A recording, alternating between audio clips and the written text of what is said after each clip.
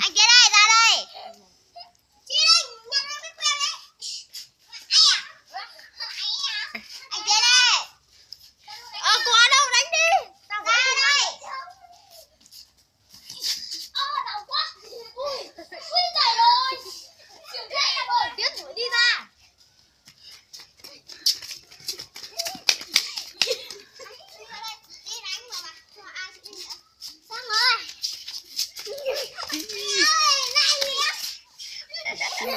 Ui giời. Ui giời. Lại. Con bé con này.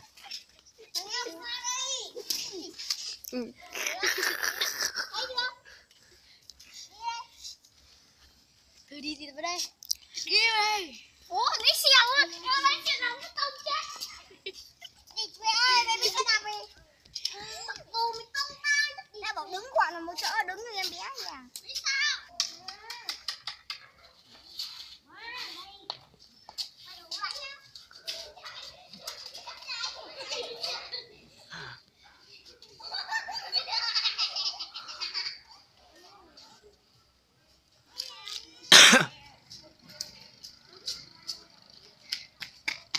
Chạy nhanh, đuổi nhanh, nhanh.